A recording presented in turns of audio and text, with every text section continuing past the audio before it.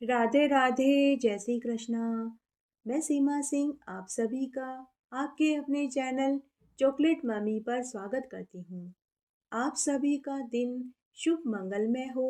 भगवान विष्णु और माता लक्ष्मी का आपके ऊपर हमेशा आशीर्वाद का हाथ बना रहे। इसी शुभकामना को ध्यान में रखते हुए आइए आज हम अमावस्या की प्रमुख पौराणिक पुण्य फल देने वाली कथा का श्रवण करते हैं। अमावस्या के दिन पितरों के निमित्त अंगीरे पर बर्फी, पूरी, खीर, हलवे का भोग लगाना चाहिए। इस दिन बड़ पीपल की पूजा करनी चाहिए। एक जोड़ा जोड़ी ब्राह्मण को भोजन कराकर उन्हें अन्न, वस्त्र, रुपया दान में देना चाहिए। घर की बहन बेटियों, बुआ, भांजी और भतीजियों को भी घर बुला कर के उन्हें स्वादिष्ट भोजन कराना चाहिए। इससे पितर प्रसन्न होते हैं। अगर घर पर पितृदोष हो तो ऐसा करने से पितृदोष दूर हो जाता है।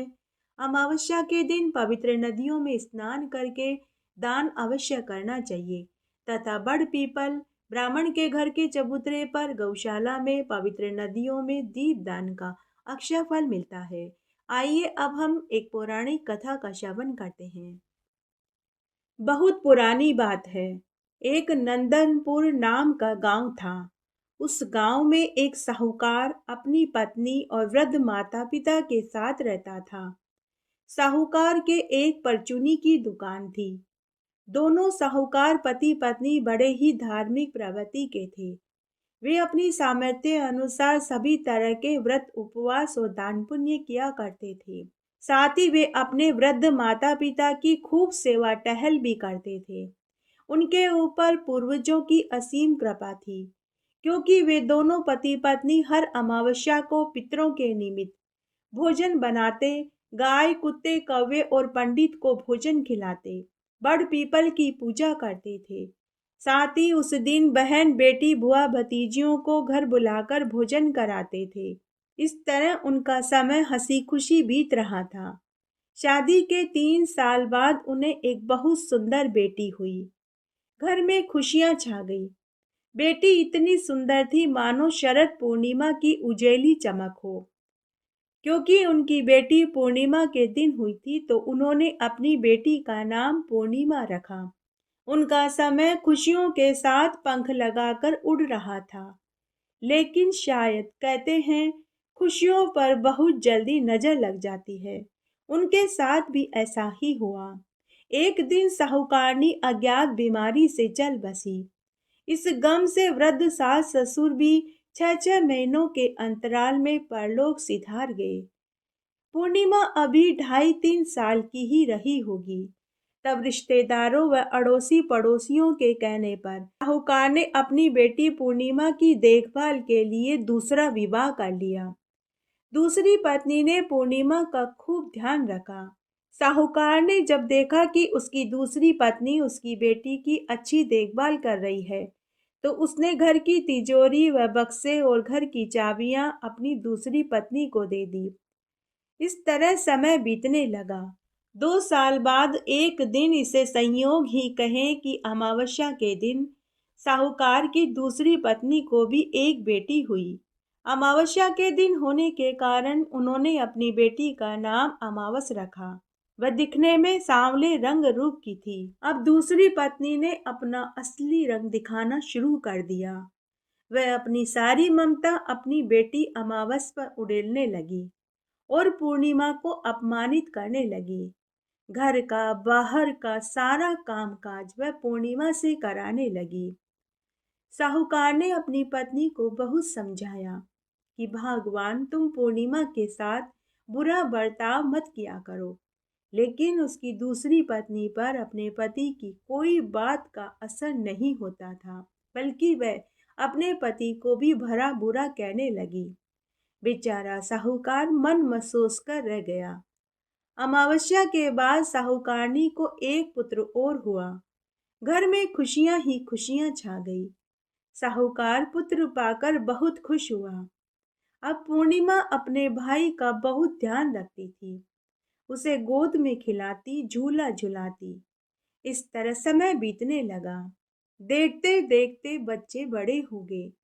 सौतेली माँ व अमावस्या पूर्णिमा के साथ सोतेला बर्ताव करते थे, लेकिन उसका भाई पूर्णिमा को सगी बहन से भी ज्यादा मानता था। तीनों बच्चे देखते देखते विवाह लायक हो गए। तब एक दिन साहूकार ने अपनी पत्नी से कहा कि भगवान, हमारी बेटी पूर्णिमा बड़ी हो गई है, हमें इसका विवाह कर देना चाहिए। तो उसकी पत्नी बोली कि पहले हम बेटे का विवाह करेंगे। घर में बहू आएगी तो शादी के सारे काम कर लेगी। मुझे भी काम में मदद मिल जाएगी, क्योंकि बेटियों की शादी में काम बहुत ज्यादा फैलता है। अपनी पत्नी की बात से साहूकार भी सहमत हो गया। तब उन्होंने अपने बेटे का एक दिन विवाह कर दिया। नई बहू घर में आई। पूर्णिमा अपनी भाभी की बहुत देखभाल करती। वह उसका बहुत ध्यान रखती थी।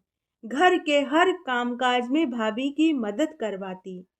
दोनों ननद भाभी घर का, चूल्हे चौके का, कपड़े धोने का, कुएं पर से पानी भरकर लाने का सारा कामकाज मिलजुल कर करने लगी। दोनों ननद भाभी एक दूसरे का बहुत ध्यान रखती थी, लेकिन अमावस्या वह उसकी माँ घर का कोई कामकाज नहीं करती, बल्कि पूर्णिमा के और नई बहू के कामकाज में मीन मेघ निकालती और उन दोनों को खूब जली कटी सुनाती और ताने देती रहती। लेकिन नई बहू और पूर्णिमा चुपचाप सब ताने सुनती रहती, पलटकर कोई जवाब नहीं देती थी। इस तरह एक साल बीत गया। तब एक दिन वापस साहूकार अपनी पत्नी से बोला कि भगवान, अब तो घर में नई बहू भी आ गई है, अब हमें पूर्णिमा का विवाह कर देना चाहिए। तो नाराज होते हुए साहूकारनी बोली कि हाँ स्वामी, मुझे भी दिखता है, मैं अंधे थोड़े ही हूँ। मैंने अपनी दोनों बेटियों के लिए दो लड़के पहले से ही देख रखे हैं।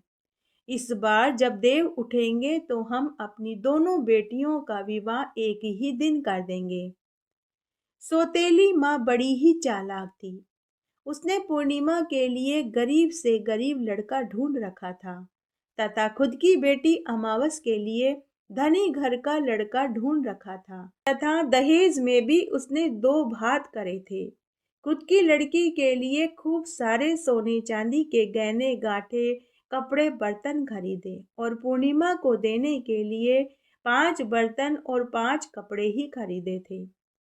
जब नई बहू ने देखा तो उसने अपने पति को सारी सच्चाई बताई कि सासू माँ ने पूर्णिमा जीजी को दहेज में देने के लिए मात्र 5 कपड़े और 5 बर्तन ही खरीदे हैं, जबकि अमावस्या दीदी को दहेज में देने के लिए खूब सारे गहने गांठे, कपड़े बर्तन जेवर बनवाए हैं। तो उसका पति बोला कि भगवान, मेरी माँ पूर्णिमा जीजी को पसंद नहीं करती, लेकिन मैं तुम्हें कुछ रुपये दूंगा, तुम चुपके से वे रुपये पूर्णिमा को दे देना, लेकिन यह बात मेरी माँ और मेरी बहन को कभी मत बताना। इस तरह शादी वाला दिन भी आ गया। दोनों बहनों की वरमाला हुई, फेरे पड़े। तब साहूकार ने देखा कि उसकी पत्नी ने अमावस्या को तो खूब दहेज दिया, लेकिन पूर्णिमा को मात्र 5 कपड़े और 5 बर्तन में ही विदा कर दिया।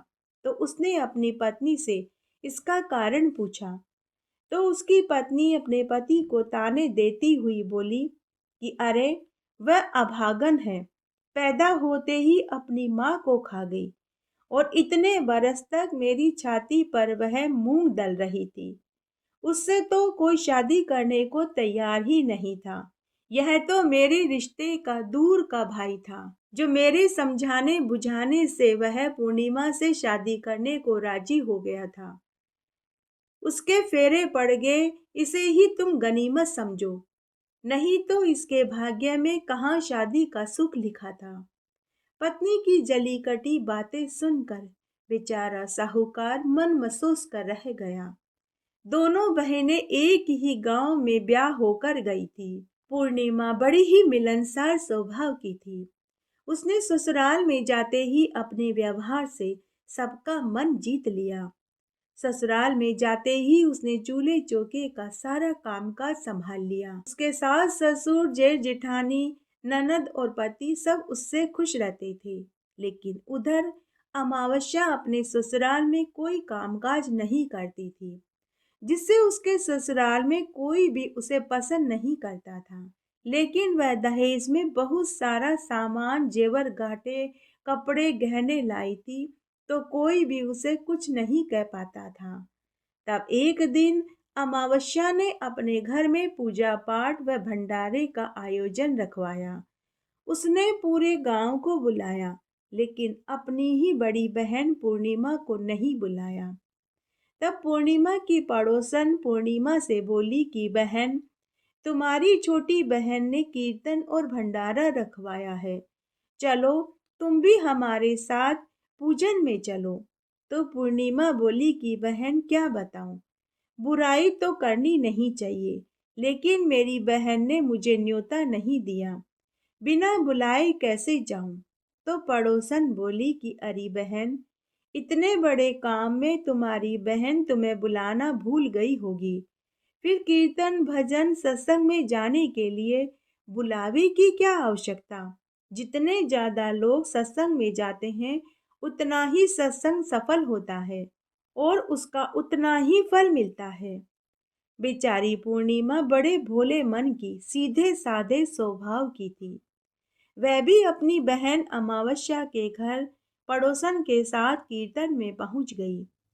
अमावस्या ने जब अपनी बड़ी बहन पूर्णिमा को देखा तो उसे लेकर वह एक कोने में गई और ताने देती हुई बोली, अरे भिखारिन कहीं की, तू यहाँ बिना बुलाए क्यों आई है? मैंने तुझे बुलावे का न्योता थोड़े दिया था। यहाँ मेरे सास ससुर जेठ जिठानी ननद आदि देखेंगे तो क्या कहेंगे? तुझे इन फटे हालों में देखेंगे तो वे मेरी मजाक उड़ाएंगे। अब तू आ ही गई है तो एक कोने में चुपचाप बैठ जा। अगर कोई तुझसे पूछे तो उन्हें यह मत बताना कि तू मेरी बहन है। अपनी बहन अमावस की बात सुनकर बेचारी पूर्णिमा दुखी मन से कीर्तन में एक कोने में जाकर बैठ गई। जब कीर्तन समाप्त हुआ और प्रसादी का वितरण हुआ तो उसकी बहन ने उसे प्रसादी भी नहीं दी। वह बेचारी अपमान का घूंट पीकर घर आ गई। घर आने के बाद उसका मन कामकाज में ही नहीं लग रहा था। तब उसके पति ने पूछा तो वह बोली कि मुझे मेरे भैया भाभी की बहुत याद आ रही है। तो पति ने कहा कि अरे, तुम दुखी क्यों होती हो? तुम अपने मायके जाकर अपने भैया भाभी से मिलाओ, कल वापस आ जाना। पूर्णिमा यह सुनकर खुश हो गई। उसके बाद पूर्णिमा ने अपने पति और सास ससुर की आज्ञा ली और अपने मायके की ओर पैदल पैदल चल दी। ऊपर बैकुंठ में बैठे भगवान महादेव, माता पार्वती जी, तुलसी माता, गंगा मैया और गाय माता सब देख रहे थे, तो उन्होंने पूर्णिमा की परीक्षा लेनी चाहिए। तभी उस मार्ग में एक चबूतरे पर वट वृक्ष के नीचे महादेव जी भगवान एक कोड़ी का रूप धारण करके वहां बैठ गए और दरस से कराहने लगे कि तभी पूर्णिमा उधर से गुजरी। जब पूर्णिमा ने कोड़ी युवक को कराहते हुए देखा तो पूछने लगी कि अरे भाई, आप इतने दुखी क्यों हैं? मेरे लायक कोई काम हो तो बताओ, मैं तुम्हारी क्या मदद कर सकती हूँ। तो कोड़ी वेश में महादेव जी बोले कि अरे बहन, मुझे मेरे कर्मों का फल मिला है। मैं कोढ़ से पीड़ित हूँ। मुझे मेरे घर वालों ने घर से निकाल दिया है। मेरे कोढ़ में रह रह कर खून रिस रहा है, जिन पर मक्खियां भिन भिना रही है। अगर तुम मेरी मदद कर सकती हो तो क्या तुम मेरे कोढ़ को साफ जल से धोकर उनके ऊपर नीम की पत्ती और नीम की छाल घिस कर लगा दोगी? देखो, मेरे कोढ़ में रह रह कर खून रिस रहा है, जिन पर मक्खियां भिन भिना रही है। यह देखकर पूर्णिमा को उस कोड़ी पर दया आ गई। वह बोली कि हाँ भाई, मैं जरूर तुम्हारी मदद करूंगी। फिर उसने अपने आंचल की धोती को पास ही सरोवर के जल से गीला किया और कोड़ी के कोढ़ के घावों को साफ किया। फिर नीम की पत्ती और नीम की छाल को घिसा और अपने हाथों से कोड़ी के घाव पर लगाया, जिससे कोढ़ में उसे आराम मिला। आराम मिलते ही कोड़ी को गहरी नींद आ गई। जब पूर्णिमा ने कोड़ी युवक को सुकून भरी नींद में सोते हुए देखा, तो पूर्णिमा चुपचाप वहां से आगे अपने घर की ओर चल दी। आगे जाने पर पूर्णिमा को एक छोटा सा भगवान महादेव और माता पार्वती जी का मंदिर दिखाई दिया। उस मंदिर की सीढ़ियों पर माता पार्वती जी वृद्ध महिला वेश में बैठी थी। जब पूर्णिमा उधर से गुजरी, तो माता पार्वती जी जो वृद्ध महिला वेश में थी, वो पूर्णिमा से बोली कि बेटी, क्या तुम मेरी मदद कर दोगी? क्या तुम्हारे पास थोड़ा सा वक्त है? तो पूर्णिमा बोली कि हाँ माँ, मेरे पास तो वक्त ही वक्त है। बोलो, मैं तुम्हारी क्या मदद करूं?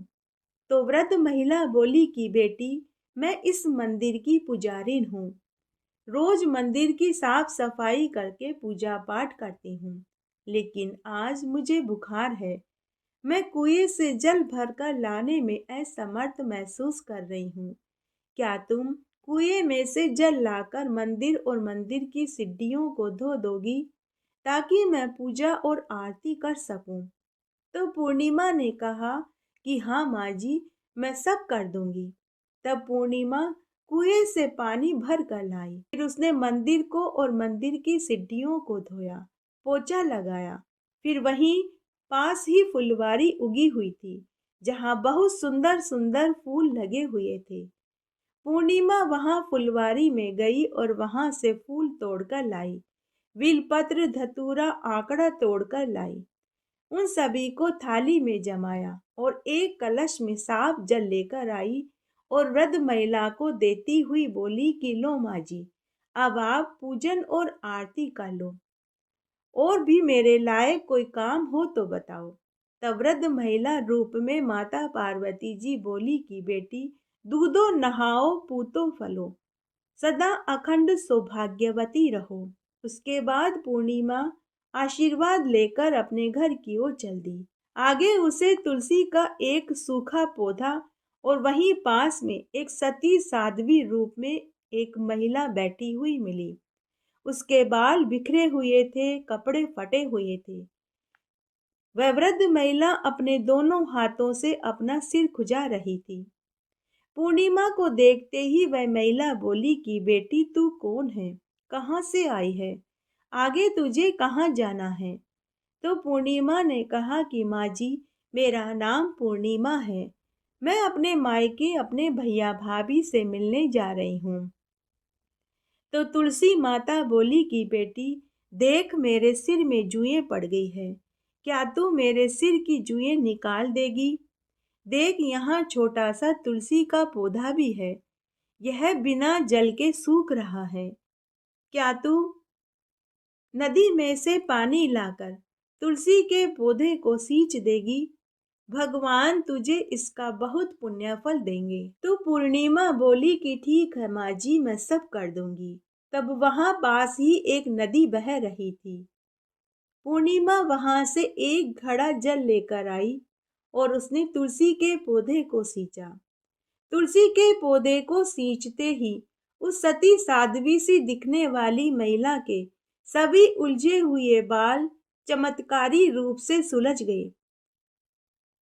फिर पूर्णिमा ने उसके सिर में से जुएं निकाली, बाल बनाकर सुंदर सी चोटी बना दी। तो वह बोली कि बेटी, जैसे मुझे ठंडक मिली, वैसे ही भगवान तुझे भी ठंडक देंगे। तेरा घर भी भगवान अन्न धन पुत्र पौत्र से भर देंगे। इस तरह सबसे आशीर्वाद लेकर पूर्णिमा आगे चल दी। आगे गई तो वहां गंगा नदी बह रही थी। उसके तट पर माँ गंगा नदी एक सफेद साड़ी पहनकर बैठी थी। वह गंगा घाट की सीढ़ियां धोकर गंदगी हटा रही थी। वह बड़ी ही थकी थकी सी लग रही थी। उसे देखकर पूर्णिमा समझ गई कि इनसे घाट की सफाई नहीं हो पा रही है। तो बिना कुछ कहे ही पूर्णिमा ने उनसे झाड़ू ले ली और बोली कि माँ, आप बैठ जाओ। आप मुझे बड़ी ही थकी थकी लग रही हो। मैं आपकी जगह गंगा घाट की सीढ़ियों की सफाई कर दूंगी। तो वृद्ध वेश में माँ गंगा बोली कि बेटी, तू बड़ी ही सीधी सादी है। तू सबके मन की बात को जान लेती है। बिना कुछ बोले ही तूने मेरी पीड़ा समझ ली। ले बेटी, तू घाट की सफाई कर दे। भगवान भोलेनाथ और माँ गंगा तुझे ढेर सारी खुशियां देंगे। उसके बाद पूर्णिमा ने घाट के चारों तरफ की सीढ़ियों की साफ सफाई कर दी। तब सफेद साड़ी पहने माँ गंगा बोली कि बेटी, यह नाव मेरी है। तू इस नाव में बैठकर नदी पार कर ले। तुझे कोई कष्ट नहीं होगा। उसके बाद पूर्णिमा ने नदी पार कर ली। नदी पार करके आगे गई तो उसे एक गाय मिली। वह प्रसव पीड़ा से तड़प रही थी। पूर्णिमा ने चारों तरफ देखा, लेकिन उसे वहां कोई भी पुरुष दिखाई नहीं दिया।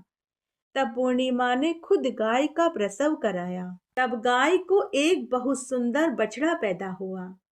फिर पूर्णिमा ने पास ही खेत में से घास तोड़कर गाय के आगे डाली और फिर वह अपने मायके में पहुंची।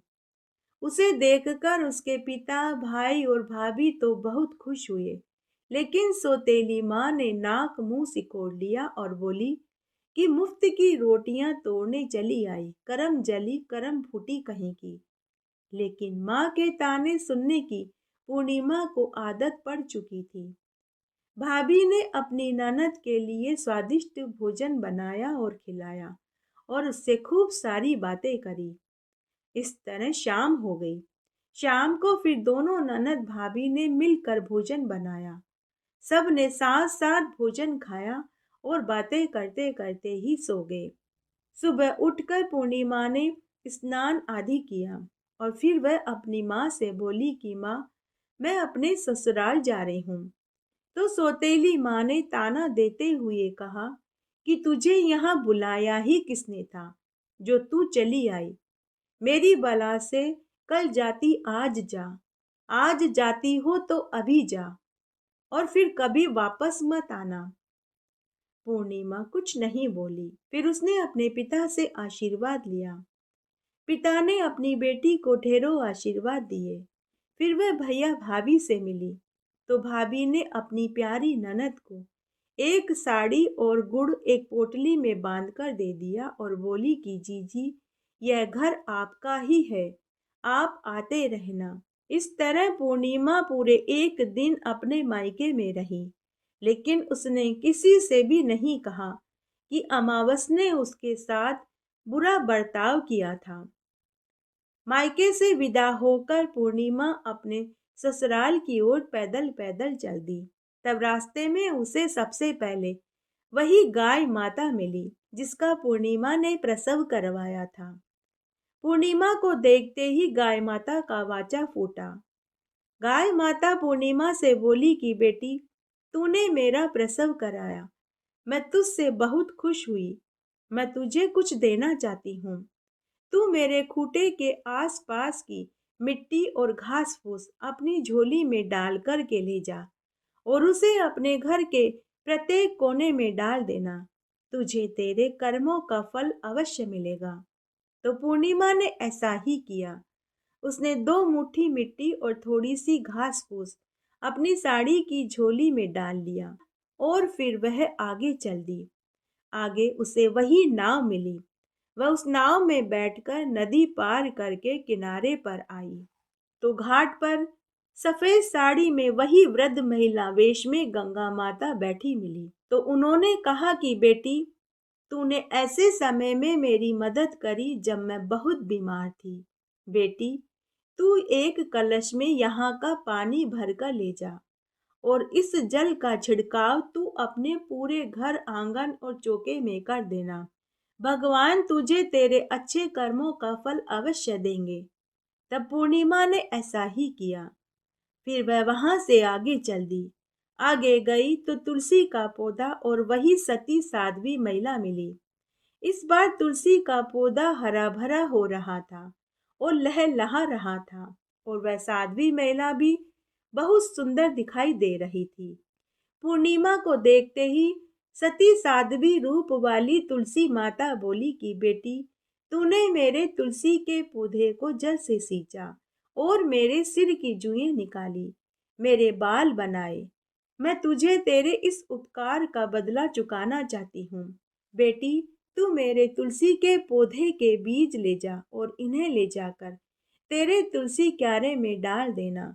तुझे तेरे सत्कर्मों का फल अवश्य मिलेगा। तब पूर्णिमा ने ऐसा ही किया। तुलसी के बीज लिए और उसने अपनी साड़ी के झोली में रख लिए। फिर वह वहां से आगे चल दी। आगे चलने पर महादेव पार्वती जी का वही मंदिर आया, और उस मंदिर की सीढ़ियों पर वृद्ध महिला वेश में माता पार्वती जी पुनः बैठी हुई मिली।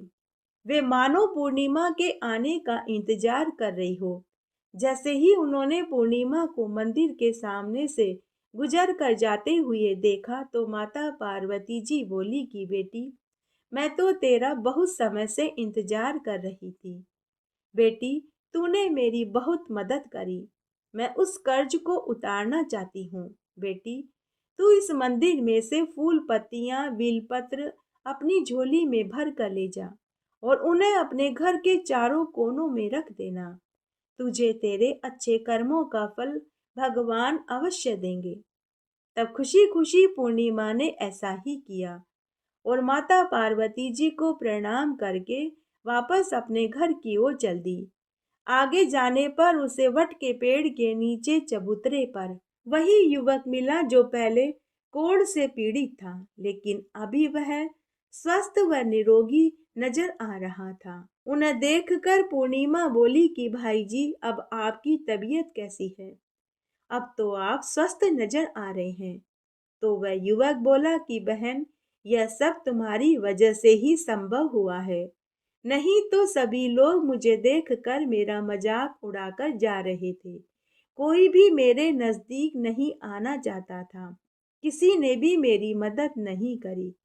सब मुझ पर थूक रहे थे। बहन, तुमने मेरी बहुत मदद करी है। अब मैं तुम्हारी मदद करना चाहता हूँ। बहन, तुम ये नीम की पत्तियां और नीम की छाल ले जाओ और इन्हें तुम अपने घर के चारों कोनों में रख देना। तुम्हें तुम्हारे कर्मों का फल भगवान जरूर देंगे। तब पूर्णिमा ने फिर से ऐसा ही किया। घर आकर उसने तुलसी के बीज तुलसी क्यारे में डाल दिए। गाय के खूंटे की मिट्टी और घास घर आंगन और चूल्हे के पास रख दिया, और फिर मंदिर के फूल पत्तियां बेल पत्र नीम की पत्तियां और नीम के पेड़ की छाल घर के चारों कोनों में रख दिया और अपने घर के कामकाज में लग गई। रात्रि में सबने भोजन खाया और सो गए। सुबह जब वे उठे तो उनका घर सुंदर महल में बदल चुका था। पूरे घर में अन्न धन के ढेर पड़े थे। तुलसी क्यारे में सोने चांदी हीरे मोती झिलमिला रहे थे। घर आंगन व चूल्हे के पास अन्न धन गेहूं चावल की बोरियां, घी के पीपे, दालों की बोरियां भरी पड़ी थी। घर में सभी को महान आश्चर्य हुआ। सब लोग पूर्णिमा से पूछने लगे कि तभी उन सबको भगवान की आकाशवाणी सुनाई दी। भगवान ने कहा कि यह सब कुछ तो पूर्णिमा के अच्छे कर्मों का फल है जो भगवान ने उसे दिया है। इस तरह कुछ ही दिनों में पूर्णिमा के भी नौकर चाकर हाथी घोड़े ऊंट बैलगाड़ी जेवर कपड़े गहना गांठे बैंक बैलेंस सब हो गया। जब इस बात का पता उसकी छोटी बहन अमावस को चला तो वह भागी भागी अपनी बड़ी बहन पूर्णिमा के घर आई और उससे उसकी अमीरी का राज पूछने लगी। तो पूर्णिमा, जो बड़े ही सीधे मन की थी, उसने सारी बातें सच सच बता दी कि मैं मायके गई थी। उसके बाद ही मेरा घर अन्न धन के भंडार से भर गया। अमावस ने भी निश्चय किया कि मैं भी अपने मायके जाऊंगी तो मुझे भी खूब धन मिलेगा। वह अपने ससुराल वापस आई। उसने अपने पति को पूरी बात बताई तो उसके पति ने कहा कि अरे भगवान, तेरी बड़ी बहन पूर्णिमा तो बेचारी बहुत गरीब थी, दुख दर्द की मारी थी। तू देखा देखी मत कर, सबको अपनी किस्मत का मिलता है, फिर हमें किस बात की कमी है। भगवान का दिया हमारे पास सब कुछ है, तू लालच मत कर। लेकिन अमावस ने अपने पति की एक नहीं सुनी। वह उसी समय अपने मायके की ओर चल दी। तब भगवान ने भी अमावस की परीक्षा लेनी चाहिए। तब कोढ़ी वेश में वटवृक्ष के पेड़ के नीचे चबूतरे पर महादेव जी उसे बैठे हुए मिले और उन्होंने अमावस से मदद मांगी। लेकिन अमावस ने दुत्कारते हुए कहा कि अरे ओ कोढ़ी, तुझे छूत की बीमारी है।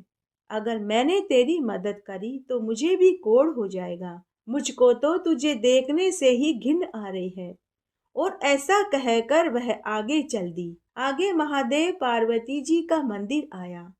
मंदिर की सीढ़ियों पर वृद्ध महिला वेश में माता पार्वती जी ने अमावस्या से भी वही कहा जो उन्होंने पूर्णिमा से कहा था। तो अमावस्या ने उन्हें मदद करने से इनकार कर दिया और बोली कि मैंने कभी काम न पीहर में किया न ही ससुराल में, उससे कोई काम धाम नहीं होगा। और वह वहां से आगे चल दी। आगे जाने पर वही सूखा तुलसी का पौधा वह वृद्ध महिला मिली जो अपने दोनों हाथों से अपना सिर खुजा रही थी। उन्होंने भी अमावस्या से कहा कि देख बेटी, मेरे सिर में जुएं पड़ गई है, क्या तू मेरे सिर की जुएं निकाल देगी? देख मेरा तुलसी का पौधा भी सूख गया है, क्या तू इसको जल से सींच देगी? यह सुनते ही अमावस्या आग बबूला हो गई और बोली कि क्या मैं तुझे नौकरानी दिखाई देती हूँ जो मैं तेरा काम करूं? अरे ऐसे काम तो मैं अपने घर में ही नहीं करती जो मैं तेरा करूं। और वह लड़ती झगड़ती वहां से भी आगे चल दी। आगे गई तो नदी घाट पर सफेद साड़ी पहने माँ गंगा मैया वृद्ध महिला वेश में बैठी थी और वे घाट की झाड़ू लगा रही थी। उन्होंने भी अमावस्या से मदद मांगी, लेकिन अमावस्या ने उन्हें भी झिड़क दिया और उनकी मदद करने से इनकार कर दिया। लेकिन फिर भी गंगा मैया ने अमावस से कहा कि बेटी, तुमने तो मेरी मदद करने से इनकार कर दिया, लेकिन मैं तुम्हारी मदद अवश्य करूंगी। बेटी, यह नाव मेरी है, तुम इस नाव में बैठकर नदी पार कर लो। उसके बाद अमावस्या ने नाव में बैठकर नदी पार करी तो आगे गाय माता अपने बछड़े के साथ बैठी हुई मिली। वह भूख और प्यास से तड़प रही थी। गाय माता का वाचा फूटा। वह अमावस्या से बोली कि बेटी, मैं और मेरा बछड़ा 4 दिन से भूखे प्यासे हैं, क्या तुम हमें खाने को हरी हरी घास और पीने का पानी लाकर दोगी? तो अमावस्या ने कहा कि मैं खुद भी भूख और प्यास से तड़प रही हूँ, मुझसे कोई काम नहीं होगा। और ऐसा कहकर वह अपने घर पहुंच गई और अपनी माँ के पास पूर्णिमा की शिकायतें लगाने लगी और बोली कि माँ, भाभी ने पूर्णिमा को बहुत सारा धन दिया है, उससे वह बहुत अमीर हो गई है। ऐसा सुनते ही माँ ने अपनी बहू से पूछा कि तुमने पूर्णिमा को क्या दिया था? तो बहू बोली कि माँ जी, मेरे पास देने को था ही क्या, मैंने तो पूर्णिमा जीजी को एक साड़ी और गुड़ दिया था और कुछ नहीं दिया।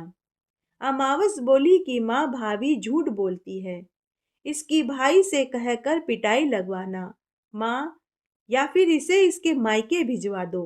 भाभी की बहुत जुबान चलने लगी है, आपने इसे बहुत ढील दे रखी है। फिर अमावस बोली कि माँ, मुझे बहुत भूख लगी है, तुम मेरे लिए भाभी से पूड़ी हलवा खीर बनवाओ, बहुत भूख लगी है, बहुत दिनों से मैंने हलवा पूड़ी खीर नहीं खाया है। तब बेचारी भाभी ताने सुनने के बाद भी अपनी ननद के लिए खीर पूड़ी और हलवा बनाने लगी।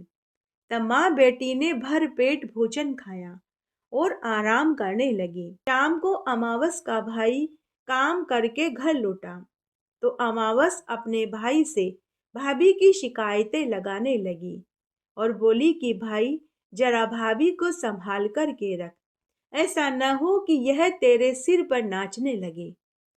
बेचारा भाई जानता था कौन सही है और कौन गलत, लेकिन वह कुछ नहीं बोला। पूरे समय भाभी बेचारी काम करती रही और माँ बेटी केवल हुक्म चलाती, खाना खाती और आराम करती। इस तरह 2 दिन निकल गए।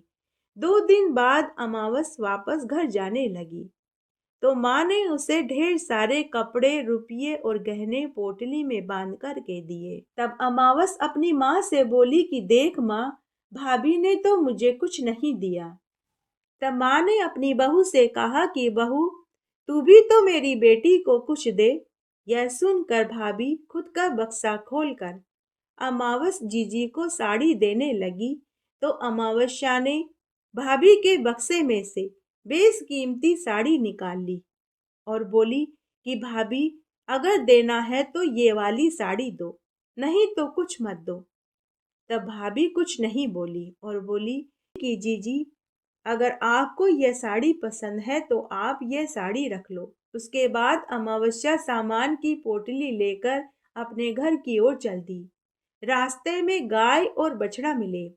अमावस ने गाय और बछड़े से मांगा तो गाय माता बोली कि बेटी, तेरे कर्मों का फल तुझे तेरे घर पर ही मिलेगा। फिर नदी पार करके अमावस्या घाट पर पहुंची तो सफेद साड़ी पहने वृद्ध महिला वेश में गंगा माता ने भी यही कहा।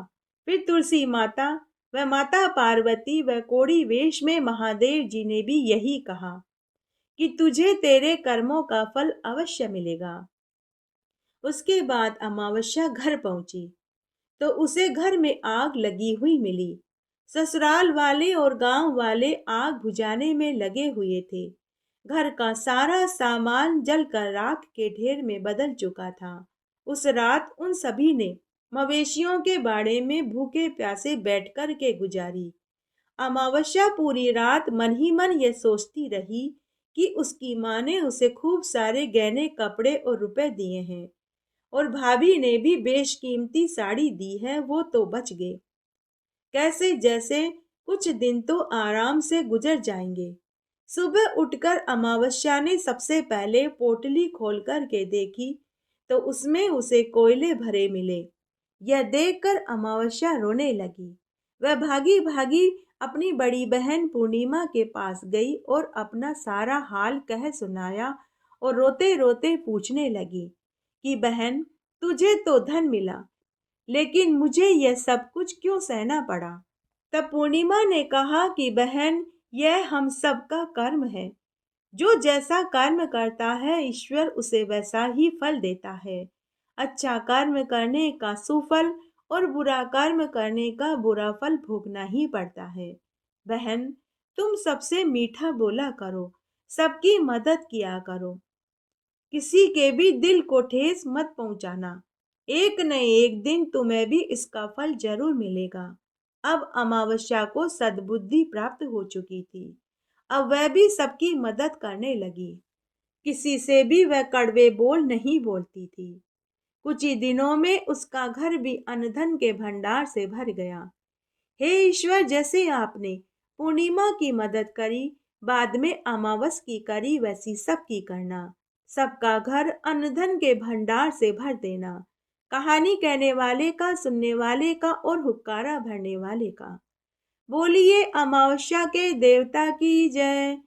जय हो पितृ देवता की जय। बोलिए महादेव पार्वती जी की जय। अमावस्या के दिन सभी कथा कहानियों के साथ में गणेश जी की कहानी जरूर सुननी चाहिए। आइए अब हम गणेश जी की कहानी सुनते हैं। एक बार एक गांव में एक बुढ़िया माई अपने बेटा बहू के साथ रहती थी। बुढ़िया के बेटे की शादी को 10 महीने ही हुए थे। बुढ़िया माई बड़ी ही चालाक थी। वह अपनी बहू को सुबह की रोटी शाम और शाम की रोटी सुबह खाने को देती थी। बहू ने पीहर में भी कभी ठंडी रोटी नहीं खाई थी, तो उसे ठंडी रोटी अच्छी नहीं लगती थी। वो एक रोटी ही खाकर रह जाती थी। बहू रोज कुएं पर पानी भरने जाती। तब वहाँ सभी औरतें बैठकर बातें करती थी। उस दिन गणेश चतुर्थी थी। सभी आपस में बातें कर रही थी।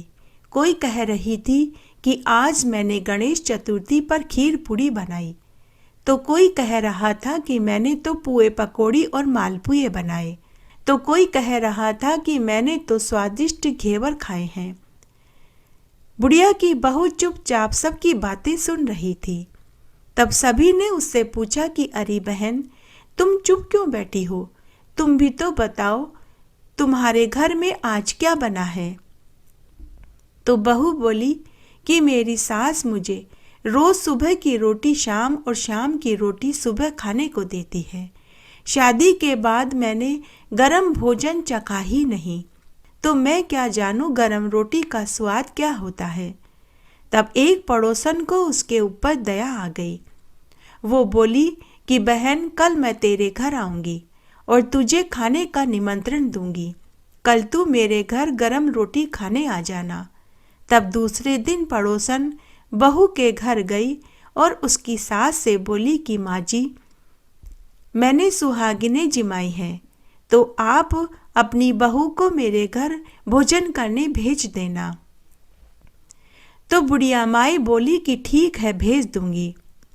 जैसे ही बहू तैयार होकर पड़ोसन के घर भोजन खाने जाने लगी, तो उसकी सास ने कहा कि बहू कहाँ जा रही है? जा कमरे के भीतर जा। ऐसा कहकर बुढ़िया माई ने बहू को कमरे में बंद कर दिया और खुद पड़ोसन के यहाँ भोजन खाने चली गई। पड़ोसन ने बुढ़िया माई को देखा तो कहा कि माँ जी, आपकी बहू कहाँ है? तो बुढ़िया ने कहा कि मेरी बहू के पेट में दर्द हो रहा था, इसलिए मैं ही भोजन करने आ गई। पड़ोसन बेचारी कुछ नहीं बोली। उधर बहू का रो रो कर बुरा हाल हो रहा था। वह खुद की किस्मत को कोस रही थी और रो रही थी कि तभी उसका पति आ गया। उसने अपनी पत्नी को कमरे में बंद देखा तो पूरी बात पूछी। तो पत्नी ने अपने पति को पूरी सच्चाई बताई कि तुम्हारी माँ मुझे गरम भोजन खाने को ही नहीं देती। जब आज पड़ोसन ने मुझे खाने के लिए बुलाया तो मेरी जगह तुम्हारी माँ चली गई।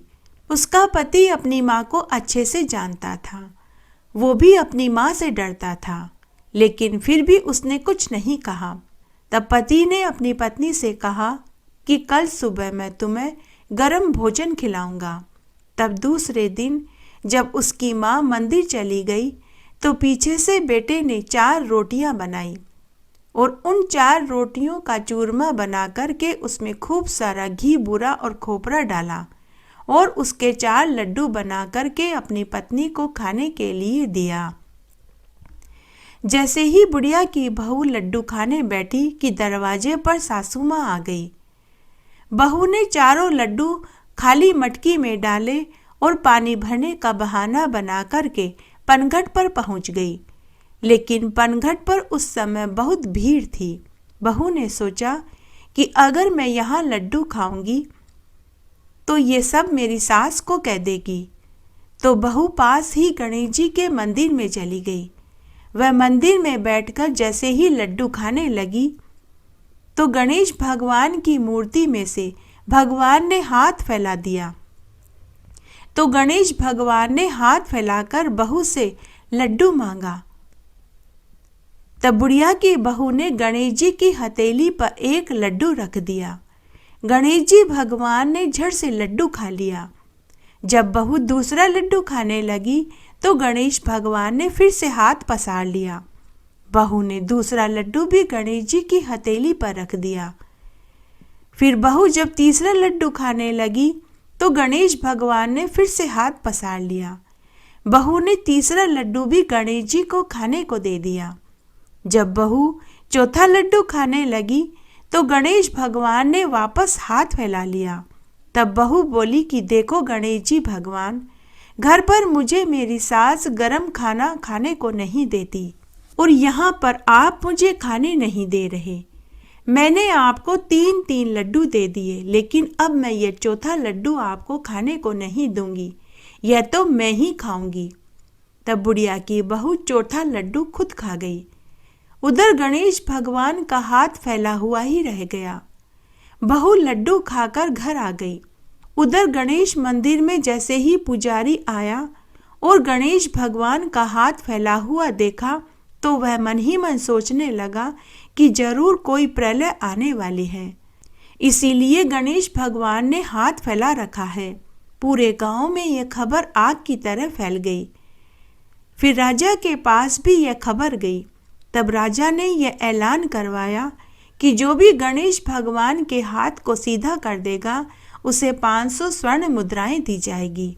तब बड़े बड़े पंडित ज्ञानी महात्मा आए, बड़े बड़े यज्ञ हवन किए गए, भंडारे किए गए, लेकिन सब बेकार रहा।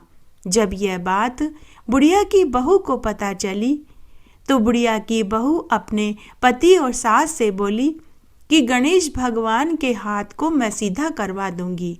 आप राजा से कह दो कि वह हमारे घर से लेकर मंदिर तक जाजम बिछा दे, कनात लगवा दे और उस समय मंदिर में कोई भी न रहे। तब बुढ़िया और उसका पति बोला कि अरे, बड़े बड़े ज्ञानी पंडित महात्मा कुछ नहीं कर पाए, तू क्या कर लेगी। लेकिन बहू ने कहा कि जैसा मैं कहती हूँ आप वैसा ही कीजिए। तब सास राजा के पास महल में गई और बोली कि महाराज, मेरी बहू गणेश भगवान के हाथ को सीधा कर देगी, लेकिन उसकी एक शर्त है कि हमारे घर से मंदिर तक जाजम बिछा दी जाए, कनात लगवा दी जाए और उस समय जब मेरी बहू मंदिर में हो तो कोई भी मंदिर के भीतर न रहे। तब राजा ने कहा कि ऐसा ही होगा। तब बुढ़िया के घर से लेकर मंदिर तक जाजम बिछाई गई, कनात लगवाई गई।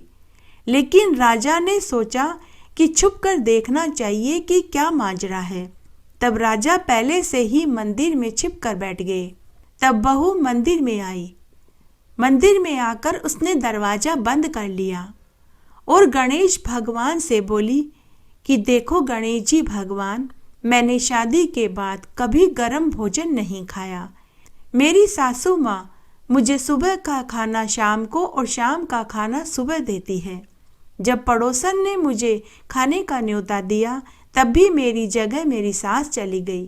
और फिर जब मेरे पति ने मुझे चूरमे के 4 लड्डू बनाकर के दिए तो उनमें से मैंने 3 लड्डू आपको खाने को दिए। अगर चौथा लड्डू मैंने खा लिया तो क्या गुनाह कर दिया। तब गणेश भगवान बोले कि बेटी, मैं तो तेरी परीक्षा ले रहा था, मैं तो तेरा अगला जन्म सुधार रहा था ताकि तेरा अगला जन्म सुधर जाए। तब बहू बोली कि हे गणेश जी भगवान, मैं अनपढ़ गंवार इन सब बातों को क्या जानूं, मुझसे गलती हो गई, लेकिन अब आप अपना हाथ सीधा कर लीजिए, मेरी जग हंसाई मत कराइए। तभी गणेश जी भगवान ने अपना हाथ सीधा कर लिया। बहू गणेश जी भगवान को प्रणाम करके घर आ गई। राजा ने पूरी बात सुन ली। तब राजा ने सिपाही भेजकर बहू और उसके पति और उसकी बुढ़िया माँ को महल में बुलवाया। राजा ने बुढ़िया से कहा कि अरे बुढ़िया माई, मैंने सुना है कि तू अपनी बहू को गर्म भोजन खाने को नहीं देती, इसलिए मैं तुझे जेल की सजा सुनाता हूँ। लेकिन बहू राजा से बोली कि हे महाराज, सास तो माँ के समान होती है, आप उन्हें जेल की सजा मत सुनाइए। तब राजा ने बुढ़िया से कहा कि अरे बुढ़िया माई, मैं तुझे एक शर्त पर छोड़ सकता हूँ। अगर तू अपनी बहू को गर्म भोजन खाने को देगी तब मैं तुझे जेल में नहीं डालूंगा। तब बुढ़िया माई हाथ जोड़कर राजा से बोली कि हे महाराज, मुझे माफ़ कर दीजिए, आज के बाद मैं अपनी बहू को गर्म भोजन खाने को दूंगी। उसके बाद राजा ने बुढ़िया की बहू को 500 स्वर्ण मुद्राएं दी। हे गणेश जी भगवान, जैसे आपने बुढ़िया की बहू का मान रखा वैसे सबका रखना, कहानी कहने वाले का, सुनने वाले का और हुक्कारा भरने वाले का। इस तरह आज हमने अमावस्या की संपूर्ण व्रत कथा सुनी। आशा करती हूँ यह आपको जरूर पसंद आएगी। मेरे साथ बने रहने के लिए आपका धन्यवाद। आगे आने वाली कथा कहानी के लिए भी आप इसी तरह मेरे साथ बने रहें। धन्यवाद।